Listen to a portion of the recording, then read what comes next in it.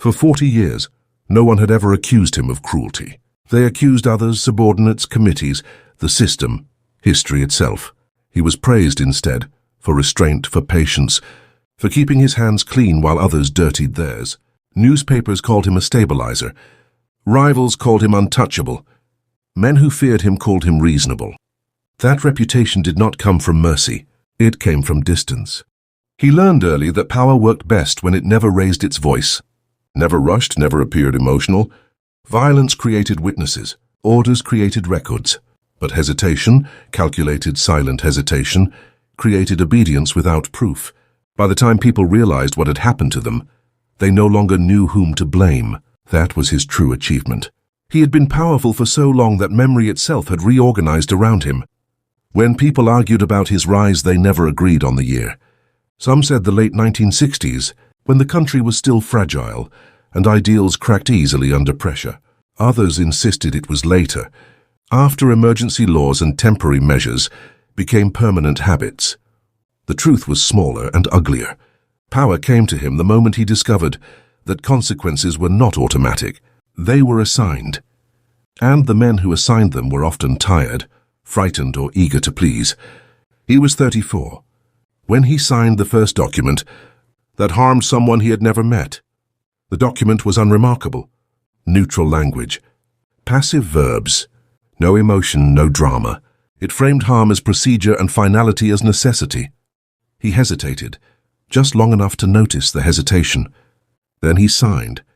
Years later, he would understand that pause as the last moment when another, life still felt separate from his own. By 1993, when he turned 72, the city treated him less like a man and more like an institution. They organized a private dinner in his honor. No press, no photographs, no speeches meant to travel beyond the room. Just a gathering of men who had built careers in his shadow, financiers, administrators, legal architects who understood that proximity mattered more than visibility. They praised stability. They praised order. They praised the disasters that had somehow never happened. He smiled at the right moments. What no one noticed was the faint tremor in his hand when he lifted his glass. It was not age. His body was disciplined, obedient. Doctors admired his numbers. He walked every morning, ate plainly, slept precisely 6 hours. It was his mind that had begun to feel occupied, not confused, not slow, crowded. He had designed his life to avoid memory. No photographs decorated his office. No awards, no framed letters. Objects invited nostalgia, and nostalgia invited questions. He preferred clean surfaces and empty walls. Others remembered for him. Subordinates remembered instructions. Journalists remembered narratives he allowed to survive.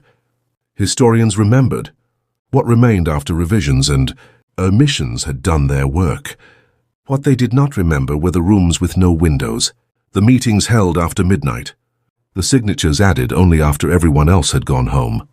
Those memories were inefficient. He had always respected efficiency, until memory stopped obeying him. The first crack appeared in the mirror. One morning, while shaving beneath flawless lighting, he paused mid-stroke. Foam clung to his jaw as he stared at his reflection with unfamiliar unease. The face was his, the posture correct, the eyes alert. But something behind them had loosened.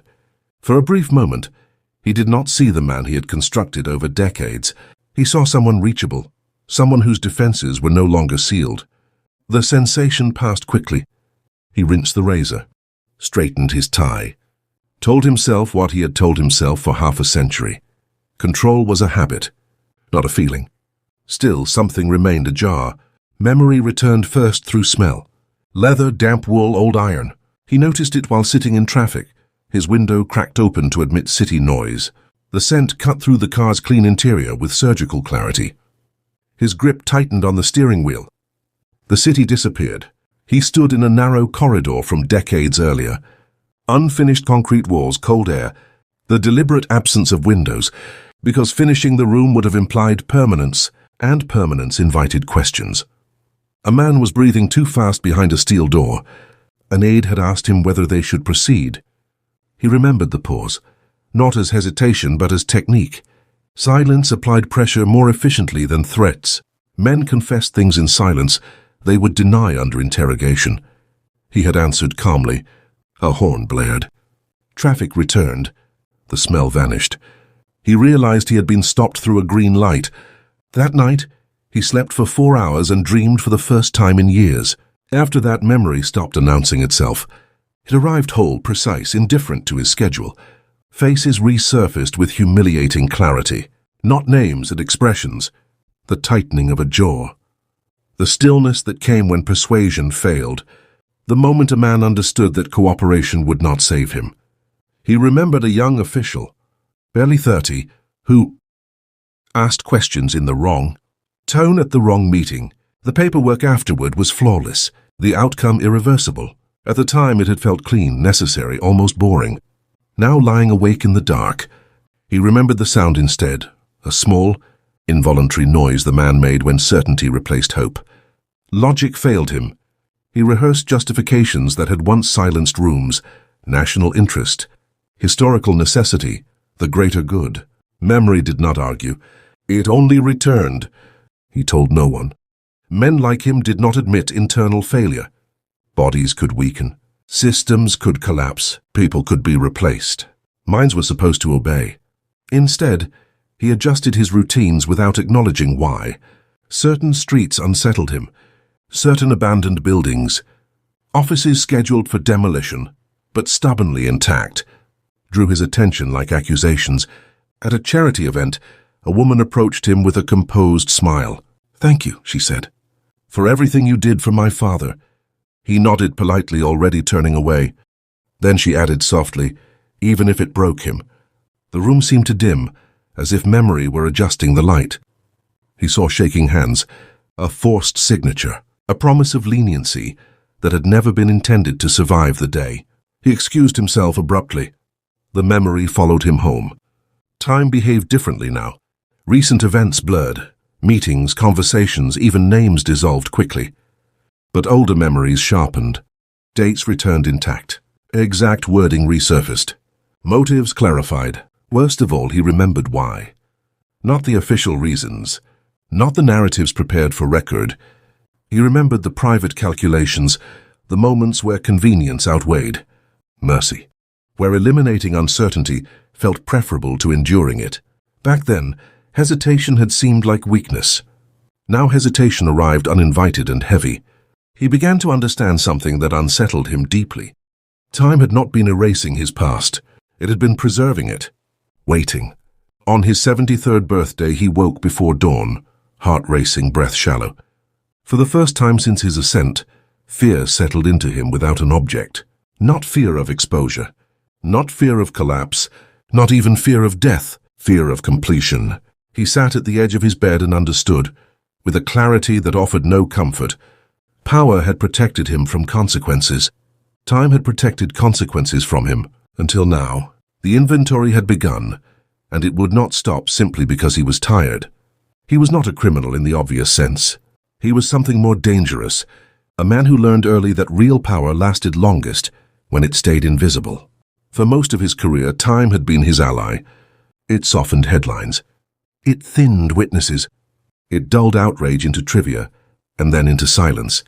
Men who had once spoken too loudly learned discretion or disappeared into irrelevance. Files yellowed, memories frayed. The future arrived fast enough that the past could not keep up. That was how power endured, not by denying what had happened, but by waiting longer than the anger could survive. He had waited expertly, until time changed its role. The first thing he lost was not sleep, but sequence. Days still occurred, meetings still happened, conversations still filled rooms, but their order no longer mattered. They slid past him like interchangeable pieces, leaving no impression. He could not recall who had said what only hours earlier, or why a decision had been scheduled at all. Yet the older memories and the dangerous ones arranged themselves with cruel precision. He remembered chronology now, not as dates on paper, but as inevitabilities. One decision creating the conditions for the next. One silence making the following silence easier. The architecture of his power revealed itself not as brilliance, but as repetition. He began to see the pattern he had once mistaken for strategy. In the early years, He had told himself he was correcting chaos. The country had been unstable then. Institutions young, laws clumsy, everyone agreed something had to be done. The difference was that most men wanted temporary solutions. He wanted permanence. At first, he worked within limits. He advised rather than commanded. He delayed rather than denied. When decisions harmed people, he framed them as unfortunate side effects of necessary progress.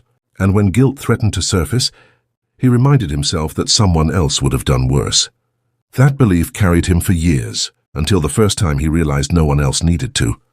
There had been a committee. There were always committees, a perfect place for responsibility to dissolve. He remembered the room clearly now. Long table, weak lighting, stale air, men leaning back to avoid leaning in. They argued for hours without deciding anything. Each suggestion created another objection. Each objection created another delay. Finally, someone looked at him.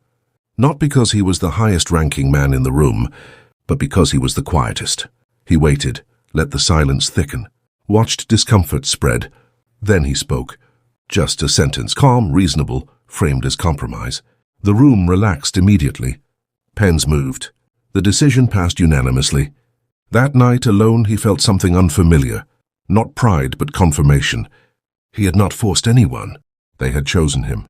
After that, influence replaced authority. He no longer needed to issue orders.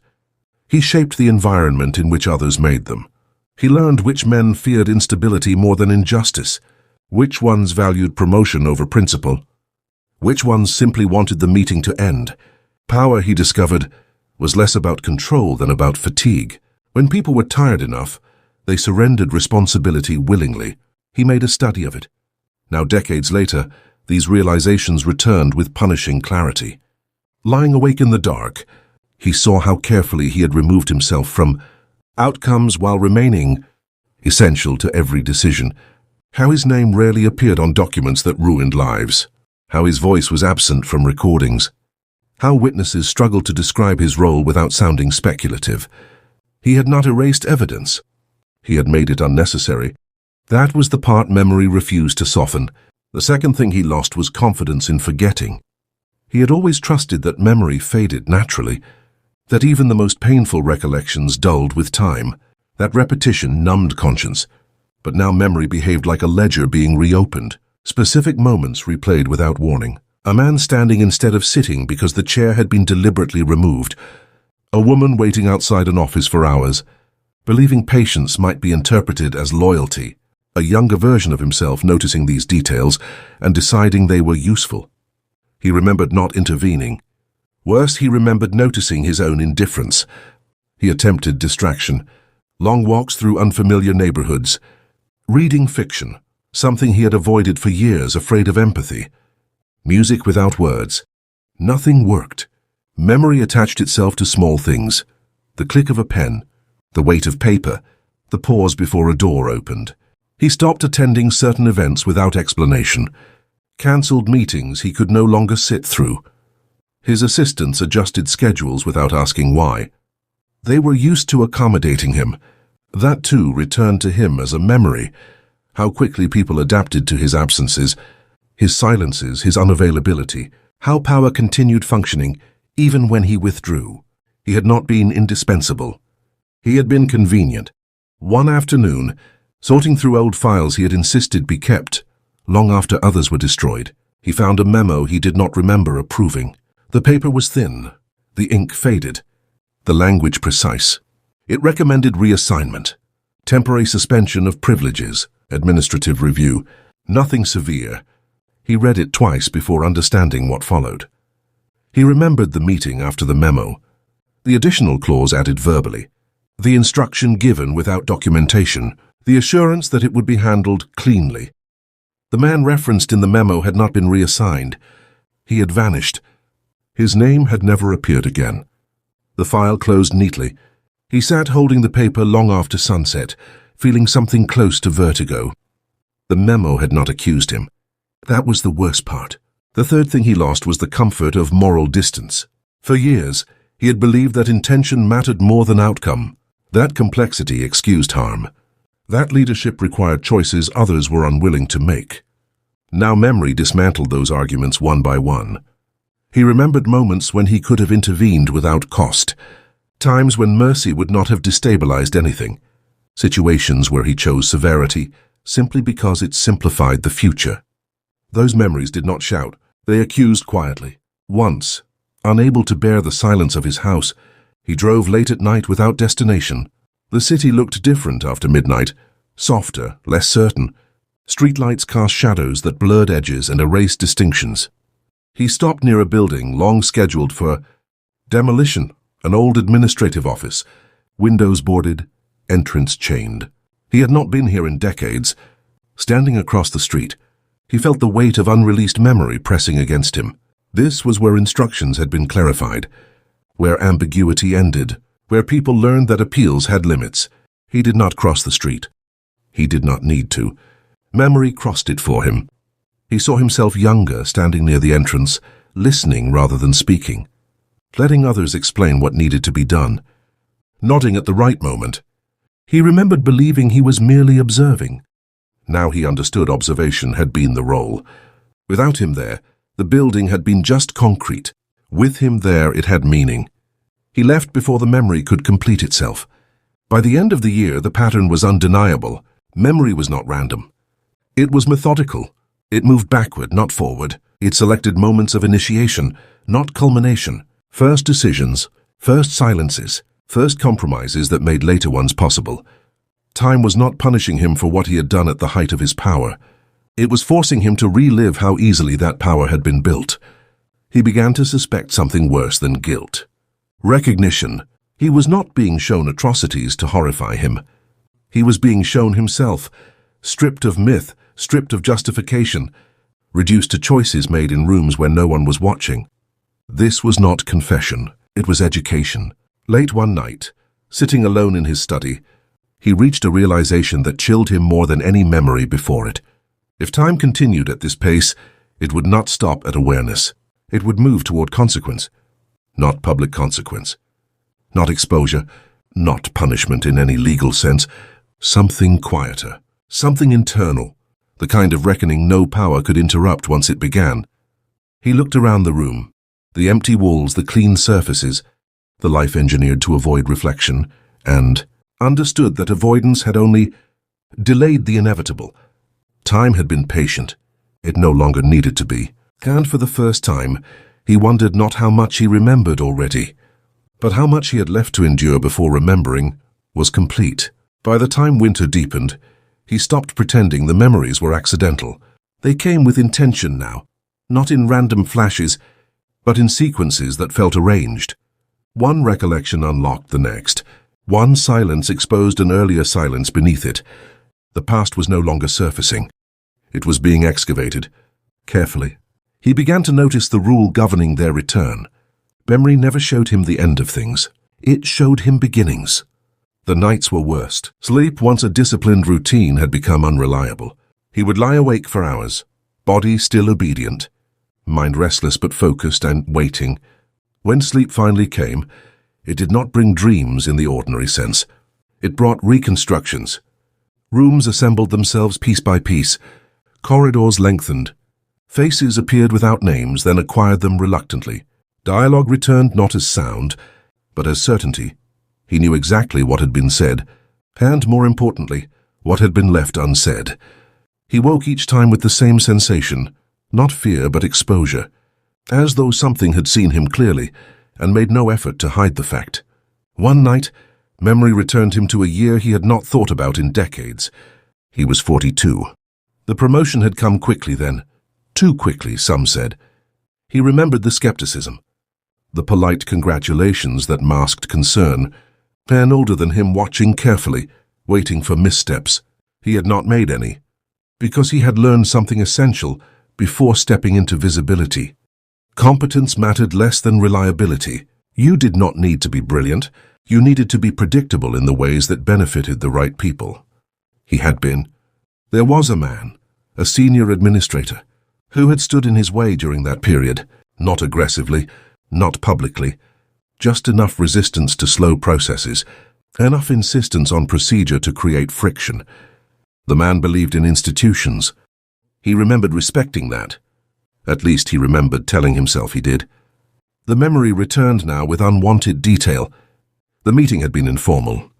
No records, just conversation. The administrator raised concerns calmly, outlining risks, suggesting delays. He listened patiently. Then, instead of arguing, he asked a question. It was framed innocently, about loyalty, about priorities, about whether stability sometimes required discretion over transparency. The administrator hesitated. That hesitation had been enough. He remembered leaving the meeting knowing exactly what would happen next, without issuing a single instruction. Others would interpret the hesitation correctly. Others would adjust. The administrator would find support thinning. Invitations would stop arriving. Opportunities would quietly evaporate. Within a year, the man accepted an overseas post that had no future and no return path. At the time, it had felt efficient. Now, memory lingered on the detail he had once ignored, the relief he had felt afterward. Not relief at victory, relief at learning he could neutralize opposition without confrontation. This was how memory worked now. It refused to stay with outcomes. It circled motives. He had believed power accumulated through decisive acts. But memory revealed something else. Power had grown through avoidance, through letting others perform. The harm while he refined the conditions that made harm inevitable. He had not pushed people down the stairs. He had simply removed the railing. As winter pressed on, his sense of time deteriorated further. Days collapsed inward. He struggled to recall what he had eaten, whom he had spoken to, which letters he had signed. Assistants filled gaps without prompting. The machinery around him continued functioning smoothly. That realization unsettled him more than confusion ever could. The system did not require him anymore. It never had. One afternoon, he found himself standing in a government archive without remembering how he had decided to go there. The building smelled of dust and disinfectant. Long rows of shelves held files no one requested anymore, records preserved out of habit rather than interest. He walked slowly, letting his fingers trail along spines labeled with years and departments. So much of his life reduced to folders. He located a section that corresponded to his most active period. He did not open anything at first. He simply stood there, aware of a strange contradiction. Everything important he had done was absent. What remained were fragments. Innocuous memoranda, approved budgets, routine correspondence. His influence existed mostly between pages. Memory, he realized, had been his only true archive, and now it was open. He selected a file at random. Inside was a complaint, formal, restrained, carefully worded. A citizen describing repeated harassment. No accusations, just concern. A request for review. He remembered this one, not because it was significant, but because it had annoyed him. The complaint arrived during a period of heightened pressure. International scrutiny. Internal dissent. Too many variables. He remembered glancing at it, then placing it beneath a stack of more urgent matters. The matter resolved itself later. At the time, he had felt satisfaction at not having intervened. Now memory forced him to acknowledge the truth. Not intervening had been the intervention. As he replaced the file, a thought surfaced that refused to leave. He had always believed restraint defined him, but memory suggested something else entirely. Restraint had been a strategy. The memories shifted again, this time toward people who had admired him. This unsettled him most. He remembered a young aide, Ernest, idealistic, who had once asked him how to survive without becoming compromised. He remembered smiling, offering advice about patience, perspective, long-term thinking. He had believed he was mentoring. Now memory replayed the conversation with brutal clarity. He had not guided the young man toward integrity. He had taught him how to rationalize erosion. The aide rose quickly after that. The memory did not follow him further. It did not need to. For the first time, he considered the possibility that memory was not punishing him. It was explaining him, stripping away the narratives he had relied on and replacing them with something simpler, colder, undeniable. He was not exceptional. He was consistent. The realization triggered something close to panic. If memory continued this way, dismantling myth, revealing pattern, then what remained of him once the last justification fell. He had always defined himself by necessity, by the belief that someone like him had to exist. What happened when memory proved otherwise? Late one evening, unable to remain inside his house, he walked through the city without destination. The cold sharpened his senses. Breath fogged the air. Footsteps echoed with unfamiliar intimacy. He passed people who did not recognize him. Younger faces, faster lives. No hesitation when they brushed past him. He felt strangely transparent, invisible in a way that power had never prepared him for. He stopped near a river, where construction lights reflected off black water. Standing there, he was overtaken by a memory he had not anticipated, not of authority, not of decision, of watching. He remembered observing a junior official struggle with a choice that mirrored one he had made years earlier. He remembered advising patience, knowing exactly which way patience would bend the outcome. He remembered thinking, this is how it continues. Now standing by the river, he understood the cruelty embedded in that thought. He had not merely shaped outcomes, he had trained replacements. The night air felt heavier. He returned home and sat alone in his study, lights off. Surrounded by emptiness, he had once mistaken for control. Memory pressed inward. He saw clearly now that time was not moving backward at random. It was tracing a lineage, decision to decision, influence to influence, teacher to student. The reach of his power extended further than he had ever calculated, and memory intended to follow it all. Near dawn, a thought formed that terrified him more than guilt ever had. If memory continued its work honestly, it would not stop with what he had done. It would force him to confront what he had enabled to continue after him. Power did not die when men like him retired. It learned, it adapted, it waited, and for the first time, he understood that remembering was only the beginning, because understanding carried a different weight entirely, one he was no longer sure he could bear. By spring, memory had changed its method again. It no longer arrived as recollection, it arrived as recognition. He would be doing something ordinary, reading a briefing, watching the street from his window, listening to a voice explain a situation, and suddenly understand, with unsettling clarity, where he had seen this before. Not the place, not the people. The pattern, the same hesitation, the same calculated patience, the same quiet transfer of responsibility from decision to inevitability. Time was no longer asking him to remember what he had done. It was asking him to acknowledge what he had created. One morning, an aide brought him a summary of recent developments.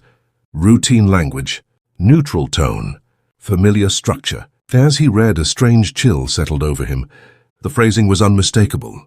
He had used it himself decades earlier, when he wanted action without accountability.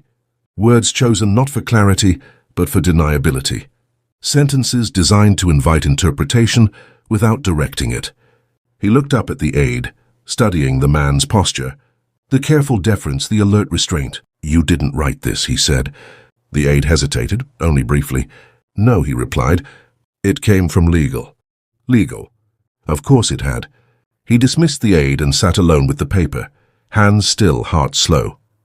This was not imitation, it was inheritance. He had once believed that systems required strong individuals to function. Memory now suggested the opposite. Strong individuals trained systems to function without them. He had not been a pillar. He had been a template. That realization cut deeper than guilt ever had. Guilt implied deviation. Template implied replication. The memories shifted again, returning him to a period he had always regarded with pride. The consolidation years, that was what they called it later, when authority stopped shifting and settled into predictable hands, when dissent became manageable, when chaos learned its limits. He remembered those years as exhausting but successful. Now memory replayed them with altered emphasis. He saw how often he had chosen predictability over fairness, how often he had favored men who resembled him, not in ideology, but in temperament, calm, calculating, comfortable with ambiguity. He had mistaken similarity for reliability. What he had actually selected for was moral flexibility. There was a meeting, one he had recalled fondly until now. A long table. Young officials present for the first time. Nervous energy, expectation. They had asked him to speak. He remembered offering what he believed was wisdom, a lesson about patience, restraint, long-term thinking. He told them change was dangerous when rushed. That stability mattered more than idealism, that sometimes the right decision was to do nothing and let circumstances resolve themselves. They listened closely, took notes. At the time he had felt satisfaction. Now memory supplied what he had not noticed then, the relief in their faces. They were not grateful for caution. They were grateful for permission. That night he woke with his heart racing. The thought that seized him was unbearable in its simplicity. He had not merely avoided accountability. He had taught others how to do the same. From that point on, memory became less personal and more structural. It showed him processes rather than moments, flow rather than faces, how requests moved upward until they reached is, a layer where decisions dissolved into language, how denials were framed as delays, how delays became exhaustion, how exhaustion became acceptance. He had not needed cruelty. He had relied on attrition. And attrition, he realized now, left no fingerprints. One afternoon, driven by something he could no longer identify as curiosity or dread, he asked for a report on a mid-level official who had risen rapidly in recent years. The report arrived promptly. The man was efficient, discreet, widely respected, known for resolving difficult situations without controversy. Reading the summary felt like reading a biography written in shorthand. The phrases were familiar, too familiar. He closed the file slowly. This was not coincidence. This was continuation. For the first time, he considered intervening. The thought startled him. Intervening was not something he had practiced for decades, not directly. His influence had always been ambient, indirect, plausible, deniable. But now the idea of stopping something, of breaking a pattern rather than refining it, lodged in his mind. He imagined calling someone, asking questions, creating friction. The image collapsed almost immediately. He saw how such intervention would be interpreted, how it would disrupt established expectations, how it would be dismissed as the confusion of an aging man who no longer understood the system he had built. Worse, he saw how easily his interference could be neutralized, politely, efficiently, without confrontation. The system no longer bent toward him. It bent the way he had taught it to. This realization stripped him of a final illusion, that power faded naturally. Power did not fade. It migrated. Memory returned him one last time that season, to a moment he had never considered significant. A late evening, an assistant hesitating in the doorway. The assistant had been young then, nervous, uncertain. He remembered being irritated, eager to leave. The assistant had said, "If we proceed this way, someone will be harmed." He remembered responding without looking up. "Yes," he had said, "but not us." At the time, it had felt like realism. Now memory lingered on the assistant's silence afterward. Not disagreement, but understanding. That assistant had stayed with him for years, learning. By summer, the weight of recognition had changed him physically. He moved more slowly, spoke less, found himself staring at things without purpose. Doctors suggested rest, reduce stress. They saw nothing alarming. He did not correct them. How could he explain that stress was not the problem? Clarity was. One evening, seated alone in his study, he reached a conclusion that frightened him more than any memory so far. Time was not punishing him for what he had done. It was confronting him with what he could no longer undo. The reach of his influence extended beyond his life, beyond his control, beyond any confession or apology that might once have mattered. Understanding this did not bring relief. It brought responsibility, the kind that arrived too late to act upon fully. He sat in the dark as the realization settled. If memory completed its work honestly, it would leave him with something far worse than guilt. It would leave him with knowledge without power. The awareness of a system continuing smoothly, efficiently, precisely, built from his decisions, sustained by his lessons, and now entirely indifferent to his presence. For decades he had believed the worst fate a man like him could face was exposure. He understood now how naive that belief had been. The true punishment was to live long enough to see your methods succeed without you, and to recognize yourself in every consequence. You could no longer stop. By late summer, the memories stopped arriving as lessons. They arrived as demands, not urgent, not loud but persistent in a way that refused distraction. He could no longer read for long. Conversation slipped away mid-sentence. His attention drifted back again and again to the same question he had avoided all his life. What happens when understanding arrives after usefulness ends? For decades, his value had been measured by relevance, by access, by the quiet ability to influence outcomes without appearing to touch them. Now relevance had thinned. Invitations slowed. Names he once recognized immediately required effort. The system he had shaped no longer paused for him. That fact alone would once have terrified him. Now it only clarified things. Memory began returning him to moments where he had been closest to choice. Not the grand decisions, but the small ones. The ones he dismissed as minor at the time. The ones that had felt too insignificant to carry moral weight. He remembered a meeting where a proposal could have been delayed, without consequence. A pause that would have allowed scrutiny. A delay that would have cost him nothing.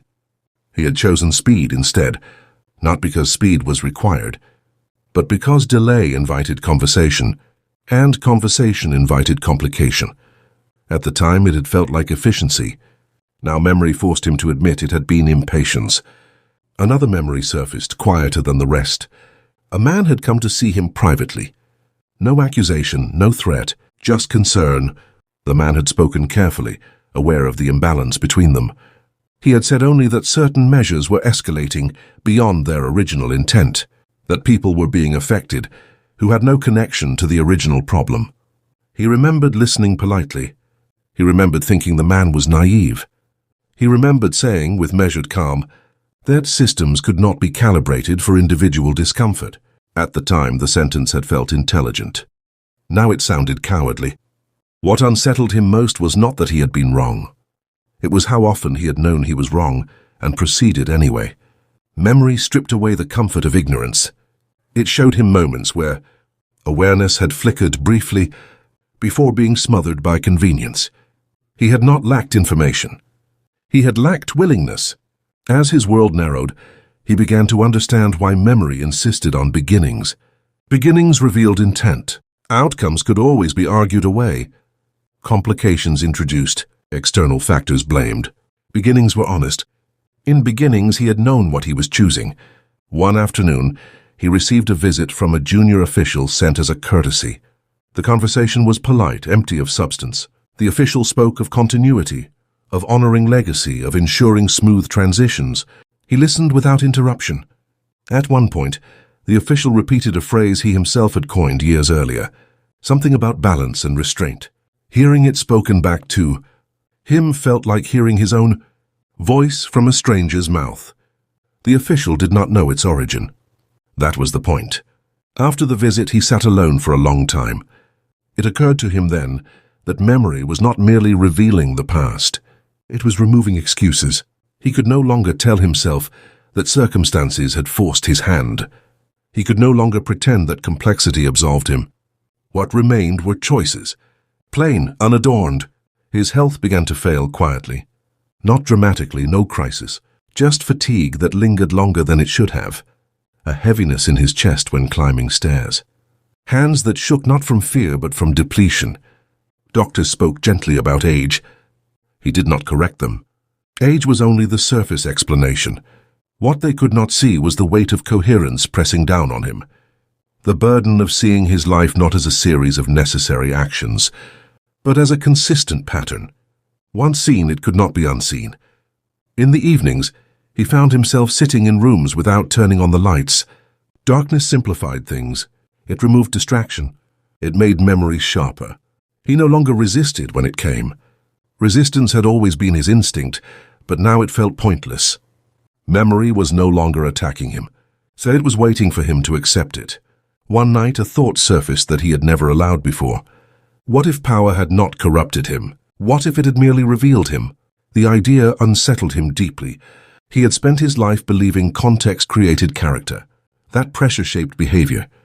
That leadership required compromise. Memory suggested something far less forgiving. Character had shaped his choices long before pressure arrived. Power had only given those choices reach. This understanding did not bring self-hatred. It brought clarity. And clarity, he realized, was the cruelest thing time could offer a man who no longer had the ability to act on it. He could see exactly where he had gone wrong. He could trace the line from first compromise to final system. He simply could not change it. Late one evening, as he prepared for bed, he caught his reflection again. This time he did not look away. The man in the mirror was not monstrous, not dramatic, not even especially cruel. He looked ordinary. That was the final wound. All this harm, all this reach, all this permanence carried out not by a villain, but by a man who had found comfort in being reasonable. He turned away from the mirror and sat down slowly. For the first time, he understood the shape of his punishment. It was not memory alone. It was living with the full, uninterrupted awareness of who he had been, while the world continued to operate exactly as he had taught it to, and this awareness, unlike power, showed no signs of fading. By early autumn, something finally broke its pattern. Until then, memory had moved backward with discipline, peeling away layers, returning him to beginnings. Now it hesitated. It lingered. It circled the same period repeatedly, as if time itself were deciding where to press next. He felt it as a pressure behind the eyes, a heaviness that arrived before any specific recollection formed. For the first time, memory did not feel instructive. It felt deliberate. The name came to him one morning while he was sitting at the breakfast table, untouched food cooling in front of him. He had not thought of the name in years. It was not famous, not recorded in any history he had approved or edited. Just a mid-level administrator, competent enough to be useful, visible enough to be vulnerable. The name alone was enough to tighten his chest. He knew instantly that this was not a passing return. This was where memory intended to stay. The man had entered his orbit during a period of expansion, when new departments were being formed quickly, and oversight lagged behind ambition. He remembered approving the appointment without discussion. The candidate was efficient, obedient, unremarkable in ways that reassured senior leadership. What memory now supplied was the detail he had ignored then. The man had asked questions, not publicly, not disruptively. Quiet questions asked at the wrong moments. Questions about authority, about limits, about who reviewed decisions once they moved past initial approval. At first, those questions had seemed harmless. Then they became inconvenient. He remembered the first warning he received. An aide mentioned casually that the administrator was creating unease, slowing processes, requesting clarifications that delayed outcomes. The aide had not asked what should be done. He had simply shared the information.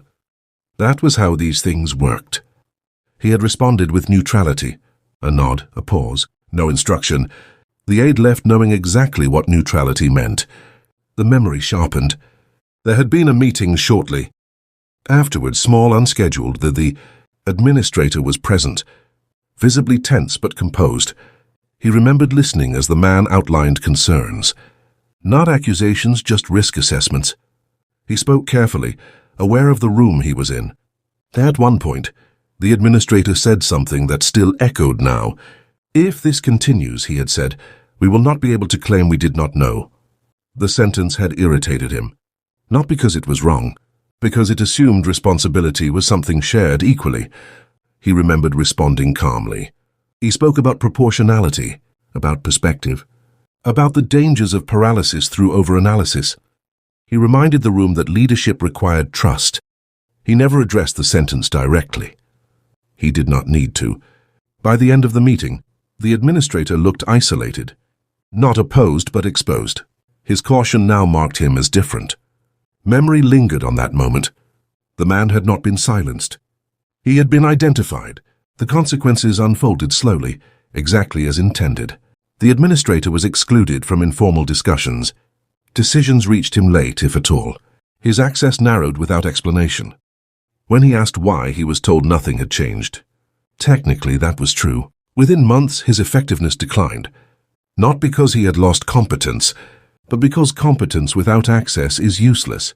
He submitted a formal complaint. Memory revealed the moment it crossed his desk. He remembered reading it, then placing it aside. He told himself escalation would only complicate matters. He told himself the system would resolve the issue naturally. What he did not tell himself was the simpler truth. He did not want to be challenged. The administrator requested a transfer. It was framed as voluntary. Memory returned the final meeting.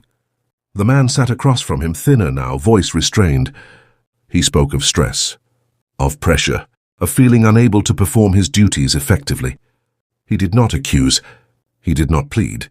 He asked only for a position where he could work without obstruction. He approved the request immediately. He even expressed regret. Memory lingered on the man's eyes at that moment. Not angry, relieved. The transfer led nowhere. The new position carried a title, but no authority. Responsibilities without influence. Within a year, the administrator resigned quietly. He did not protest. He did not speak publicly. He disappeared into private life. At the time, it had felt like resolution. Now Memory refused to move on. What returned next was unexpected. Years after the resignation, a brief note had arrived at his office, handwritten, unassuming. The administrator thanked him for the opportunity to serve. He wrote that he hoped the decisions made during those years would one day be examined honestly. No accusation, no bitterness, just a sentence that lingered. He remembered being irritated by the note. He had thrown it away. Now, sitting alone decades later, the memory of that note pressed harder than any accusation ever had. The man had known, not everything, enough. Enough to understand the nature of the system he had encountered. Enough to leave without drama. Enough to live with awareness rather than power. For days after the name returned, the memory repeated itself, adding details he had forgotten. The administrator's hesitation before speaking.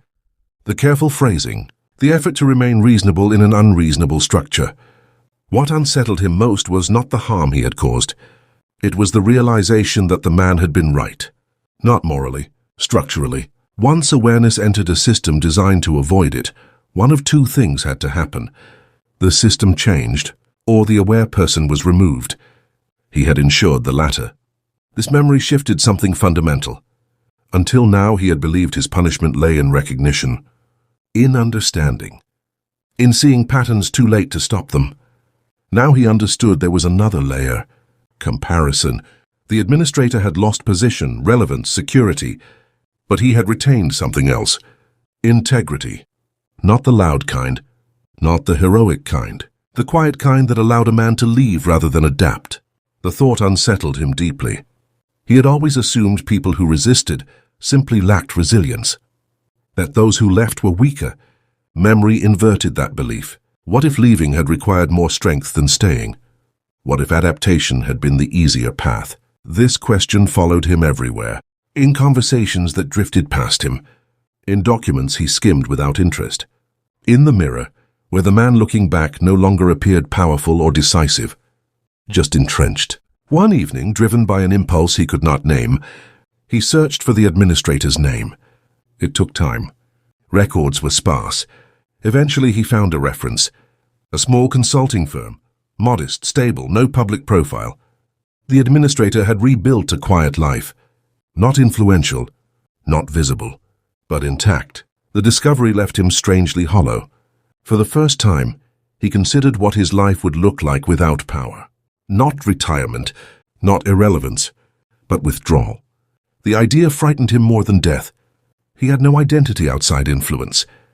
He had no identity outside influence. No measure of self beyond consequence. And now memory forced him to compare his existence with a man who had chosen obscurity over erosion. That night he slept poorly. Not from fear, from envy. He dreamed of rooms without meetings, decisions without weight, days that ended without calculation. He woke before dawn, unsettled by the realization that such a life now felt unreachable. Memory had done something irreversible. It had presented him with an alternative version of himself, one that could have existed, one that had chosen differently, one that had walked away before adaptation became identity. This was not guilt. This was mourning. By morning he understood the shift clearly. Time was no longer content to show him what he had done. It was showing him what he had refused to be. And that refusal, he realized, was the most consequential decision of his life, because unlike power, unlike systems, unlike influence, that decision could not be revisited. It had passed once, quietly, without witnesses, and memory intended to keep him there until he understood the full cost of staying. The letter arrived without ceremony. It was mixed among routine correspondence, forwarded by someone who no longer knew why his name still appeared on internal routing lists. The envelope was thin, official, unremarkable. He nearly discarded it unopened. What stopped him was the return address. An archive office. Not legal, not investigative, administrative. Memory did not rush this time, it waited. He opened the letter carefully, as though the paper itself might resist. The message was brief, polite, procedural. A review committee had begun consolidating historical materials related to a defunct department. His name appeared repeatedly in early documents. The archive requested confirmation regarding the disposition of several records he had authorized for internal handling decades earlier. They wanted to know where the originals were. He read the letter twice. There was no accusation, no urgency, just a question that should have been easy to answer. But there were no originals. He had made sure of that. For years, destruction had been framed as efficiency, redundancy reduction, space management. He had signed off on countless removals, always within policy, always justified by time. He had never destroyed evidence. He had simply ensured it did not survive long enough to be examined. Now time had circled back to the absence. He drafted a response, then deleted it. He tried again, choosing careful language. He cited standard retention practices of the era. He explained that certain materials had been duplicated, summarized, or superseded. All true. All so insufficient. The committee did not need proof of wrongdoing. They needed continuity, and continuity was what he had broken. Days passed without reply. The silence unsettled him more than confrontation would have. Then came the second letter. Still polite, still administrative. They had located partial copies of the records in a regional office, incomplete annotated references to decisions made elsewhere, references that led back to him. They asked if he would be willing to clarify context. The phrasing was optional. The intent was not. He considered refusing. Retirement had insulated him from obligation. He owed nothing now. He could cite age, distance, irrelevance, but memory had already stripped those defenses away. Refusal would not protect him from what had begun. It would only confirm the shape of it. He agreed to meet. The archive building was smaller than he expected, quiet, neutral, designed for containment rather than authority. The woman who greeted him was younger than his. Career, professional, unimpressed. She did not recognize him. That detail mattered more than it should have. They sat across from each other at a plain table, files arranged neatly between them. She explained the project. Institutional self-review, historical transparency, a process delayed for decades. He listened without interrupting. When she finished, she opened a folder and slid a document toward him. He recognized it immediately. A summary memo he had approved, sanitized, efficient. She asked a simple question. "Do you recall what this summary replaced?" The room felt smaller. He answered cautiously. He spoke of working drafts, of preliminary discussions, of documents that no longer held relevance. She nodded, making notes. Then she produced another page. A marginal annotation, handwritten, not his. The administrator's handwriting. A question scribbled in the margin. A warning framed politely. He felt the weight of the moment settle fully into place. This was not memory. This was contact. She did not accuse him. She did not press.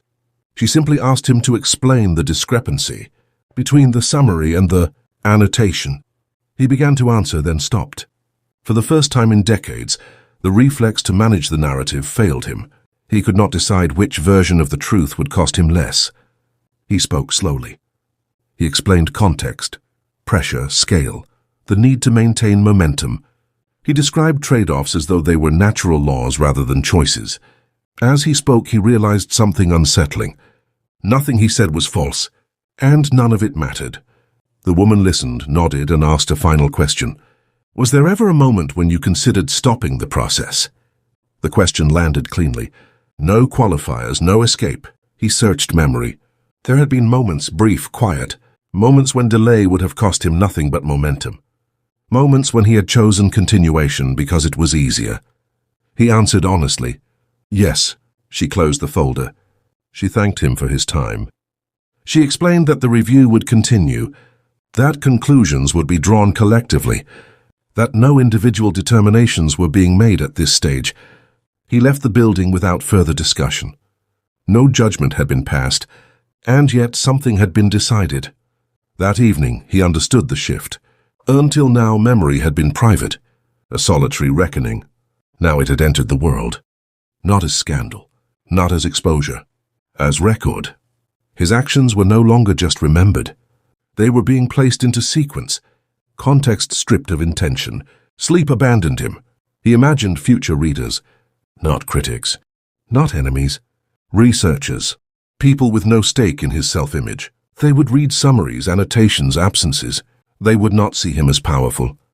They would see him as a function, a decision point, a variable that produced a predictable outcome. Days later, another letter arrived. This one contained no questions, just a notice. The archive would include an addendum acknowledging the absence of original materials and the decisions that led to their removal. Language was careful, neutral, no names in the headline. His name would appear only in footnotes. Footnotes. He had lived his life ensuring others remained there. Now he understood the irony. He was not being erased. He was being reduced. The realization did not feel like punishment at first. It felt like relief. No more performance, no more justification, just placement. But relief did not last. What followed was something colder. He had believed consequence required drama. He had been wrong. Consequence could arrive as classification. In the weeks that followed, he felt himself fading from conversations that still included his presence. People spoke around him, not out of disrespect, out of irrelevance. The world had not turned against him. It had turned past him. Memory returned one final image, the administrator leaving quietly, not defeated. Complete. The contrast settled into him fully now. He had stayed. He had adapted. He had endured. And in doing so, he had allowed himself to become something smaller than the choices he once controlled. By the end of the season, he understood the shape of the punishment forming. Not exposure, not disgrace. Integración. His life would be absorbed into the system he had built. Analyzed, summarized, filed. No voice, no defense. Just consequence without drama. Time had not come to destroy him. It had come to archive him. And as that truth settled in, he realized this was the closest thing to judgment he would ever face. Not condemnation, not forgiveness. Just placement, final and precise, where he belonged. Winter arrived quietly. There was no single morning when he noticed the cold had settled in for good. It announced itself through small concessions. A coat kept closer to the door. A room abandoned because it took longer to warm. An awareness of time measured not in hours but in daylight. The archive work continued without him. That, he realized, was the point. The first published material appeared online one afternoon while he was reading. A former colleague mentioned it in passing, without emphasis, without curiosity. A neutral tone as if discussing weather. He waited until evening to look. The document was clean, structured, careful. A historical overview of a department that no longer existed. Its rise, its consolidation, its dissolution, charts, timelines, footnotes. His name appeared twice. Once as a signatory, once as a reference. No adjectives, no judgment, just placement. He read the document slowly more than once. It did not accuse him. It did not praise him. It did not attempt to explain him. He had assumed for most of his life that erasure would be the worst possible outcome. He had not anticipated reduction. In the days that followed, more materials appeared. Supplemental files, clarifications, contextual. Essays written by people too young to have known him. They described processes he had designed as though they were natural phenomena. Describing flow, escalation, inertia. He recognized everything, but nothing belonged to him anymore. The language had stripped intention away. What remained was function. For the first time, he tried to imagine how he would appear to a reader encountering him for the first time, not as a man, as a mechanism, A node in a sequence, a decision that made later decisions easier. He closed the browser, unsettled by how accurate the portrayal felt. He began sorting through his own papers, not for preservation, for understanding. Old notebooks, marginalia, drafts of speeches never delivered. He saw patterns he had once dismissed as coincidence. The same phrases repeated across years, the same rationalizations refined, softened, normalized. He had not been improvising. He had been rehearsing. One evening, he found the note he had thought he destroyed. It had slipped into a book, forgotten, preserved by accident. The administrator's handwriting was unmistakable. He read it again, slowly. There was no bitterness in it. No warning, just awareness. He realized something then that settled heavily into him. The man had written that note for himself, not for him. A marker, a boundary, a way of leaving without losing coherence. The contrast followed him relentlessly. He compared their lives without intending to. The administrator had lost status, influence, certainty, but he had retained authorship of himself. He, on the other hand, had preserved position at the cost of shape. He had adapted so thoroughly that there was nothing left to adapt from. People still treated him politely. No one avoided him. No one sought him out either. His opinions were received kindly, then set aside. Not rejected, absorbed and neutralized. He recognized the technique. He had used it himself. One afternoon he was invited to a small gathering. Former associates, retirees like himself. Conversation drifted toward the past. They spoke fondly of challenges, of decisions made under pressure. He listened. At one point someone mentioned his name, only briefly, as a reference. No one looked at him when they did. He smiled anyway. The smile came easily now. Practice had perfected it. That night he dreamed of corridors. Not long ones, narrow. Each door identical. Behind each door, a meeting he had once attended. A decision he had once shaped. He opened doors at random. Each room was empty. The chairs still warm. He woke with the sense that something had finished moving. As winter deepened, his routines simplified. He stopped reading commentary. Stopped checking for updates. Not out of resignation, out of completion. The process no longer required his attention. One morning, he received a final message from the archive, a courtesy note. The review had concluded. Materials were now fixed. No further clarification would be needed. They thanked him for his cooperation. The phrasing was careful. Final. He did not reply. There was nothing left to add. He sat for a long time after reading it, aware of a peculiar calm settling over him. Not peace, stillness, the kind that follows when resistance finally exhausts itself. He thought again of the moments he could have stopped. They returned now without urgency, without accusation, simply as facts, points where a different version of himself had briefly been available. He had chosen continuity instead, not out of cruelty, out of ease.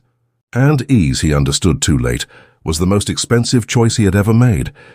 He had once believed that power protected against irrelevance. The archive taught him otherwise. Power protected systems. People were incidental. As spring approached, he noticed something unexpected. The memories stopped arriving. No new recollections. No sudden intrusions. Time, having completed its work, withdrew. What remained was not emptiness. It was clarity. He understood now why the punishment had taken so long. Immediate consequence would have allowed him to react, to adjust, to narrate himself as misunderstood. Delay had denied him all of that. Delay had allowed him to live long enough to understand, and understanding without remedy was the sentence. On a clear morning, he took a walk without destination. The city moved around him indifferent. No trace of his influence remained visible. That too was correct. He paused at a crossing, watching others move ahead of him. Younger, unaware, free from the weight of long memory, for the first time he did not feel the urge to measure himself against them. Comparison had finished its work. There was nothing left to prove, nothing left to correct. He returned home and sat by the window as daylight faded. The room felt appropriately sized, neither large nor small, just sufficient. He considered writing something, a clarification, a reflection. He dismissed the idea quickly. No one needed it. And more importantly, it would change nothing. The final understanding arrived without drama. His life would not be condemned. It would not be celebrated. It would be used as reference, as precedent, as an example of how systems behaved when left to people who valued continuity over conscience. He had lived long enough to understand what he had done, and longer still to understand what that understanding cost. This was not redemption. It was placement. Outside, evening settled fully. Lights came on across the city. Lives continued without pause. He remained where he was, neither central nor excluded, exactly where the system required him to be. And for the first time, he did not resist that position, because resistance required belief in change. And change, he now knew, had passed him by decades ago, quietly, without witnesses, exactly as he had designed it to. Subscribe if you want to stay with stories like this.